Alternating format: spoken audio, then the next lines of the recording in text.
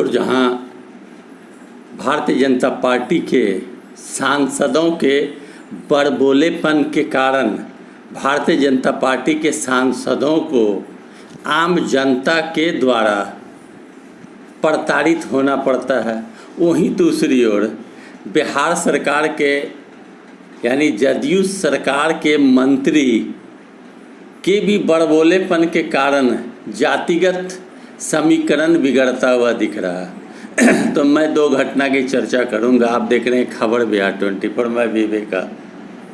गिरिराज सिंह जो केंद्रीय मंत्री हैं और वो बलिया में कार्यक्रम में थे और वहाँ एक व्यक्ति वोटर जो कुछ बताना चाह रहे थे और उनके बातों को मंत्री के द्वारा अनसुना कर दी गई, तो उसने मुर्दाबाद का नारा लगाना प्रारंभ कर दिया और कहा जाता है कि उसने मुक्का चला दिया मंत्री पर। बाद में समर्थकों ने पिटाई कर दी और उसे जेल की हवा खानी पड़ी। तो ये भाजपा के बड़बोले सांसदों की दुर्गति है। वहीं दूसरी ओर जदयू के मंत्री अशोक चौधरी जो जाति के पासी हैं, जिन्होंने अपनी बेटी सांसद शांभवी चौधरी का विवाह भूमिहार समाज के किशोर कुणाल के बेटे से कराया, लव मैरिज, और जहानाबाद में बड़बोले मंत्री अशोक चौधरी ने भूमिहार समाज पर टिप्पणी कर दी कि अगर जदयू के उम्मीदवार को भूमिहार समाज के लोग वोट देते तो जदयू के उम्मीदवार जीत जाते लोकसभा चुनाव। चूँकि लोकसभा चुनाव में जदयू के उम्मीदवारों की हार हुई और राजद उम्मीदवार सुरेंद्र यादव की जीत हो गई। इस बड़बोलेपन विधायक अशोक चौधरी, जिनकी पूर्व से छवि उलट पुलट है, वो पहले कांग्रेस में थे, अब कांग्रेस में मंत्री थे, बाद में वो जदयू में आए, जदयू के वफादार हो गए, नीतीश के वफादार हो गए। जिस जाति में उन्होंने अपने बेटी की शादी कराई, उसी जाति के विरोध में अशोक चौधरी ने बोला, जिसके कारण जदयू सहित जहानाबाद के लोगों में खलबली मच गई। जहानाबाद के नेता जगदीश शर्मा ने कहा कि जहानाबाद में जातीय रंग बहुत पहले से चढ़ा हुआ है, वहाँ कई बार नरसंहार आदि हुए हैं।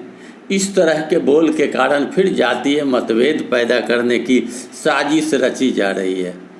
तो अशोक चौधरी के बड़बोलेपन के कारण अशोक चौधरी की किरकिरी हो रही है। और उधर नीरज कुमार ने भी ऐसी बातों से बचने की सलाह दे डाली। तो अशोक चौधरी भी वर्तमान में बड़बोले मंत्री के रूप में जाने जाते हैं। उनकी भी बोल बिगड़ी हुई है। अगर राष्ट्रीय जनता दल के साथ साठगांठ में अगर मंत्री हैं तो गुणगान इधर करते हैं, अब भाजपा के साथ साठगांठ में सरकार बन गई तो गुणगान उनकी होती है, तो वो छवि ढुलमुल की है। लेकिन अब जिस जाति में बेटी का विवाह किया उसी जाति का विरोध शुरू कर दिया। तो इस प्रकार के बड़बोले विधायक, मंत्री, सांसद की दुर्गति भी क्षेत्र में होती जा रही है। जो गिरिराज सिंह के साथ हुआ, उसी तरह अन्य सांसदों विधायकों के साथ जो भारतीय जनता पार्टी और जदयू के सांसद विधायक हैं, उनके साथ भी इसी तरह की दुर्दशा होती है। कुछ दिन पूर्व चिराग पासवान के सांसदों के भागने या टूटने की भी चर्चा सामने आ गई। चिराग पासवान केंद्रीय मंत्री हैं भाजपा के साथ मिलकर, और उनके पार्टी के सांसद भी टूट फूट की तैयारी में थे और कई बार चिराग पासवान को बैठकों का सामना करना पड़ा। तो यह भारतीय जनता पार्टी, जदयू और चिराग पासवान की पार्टी रामविलास लोजपा के अंदर ज़बरदस्त खटपट है। अलग बात है कि पूर्ण बहुमत न होने के बाद भी भाजपा की सरकार बन गई जोड़ तोड़ से, लेकिन अंदर खाने में सारे पार्टियों में बहुत बड़ा मतभेद है। चूँकि बिहार में विधानसभा चुनाव होने वाली है, झारखंड में चुनाव होनी है, तो अब चिराग भी अपना पांव पसारना चाहते हैं, तो भाजपा उन्हें मुंह के खाने गिराने की प्रयास में है।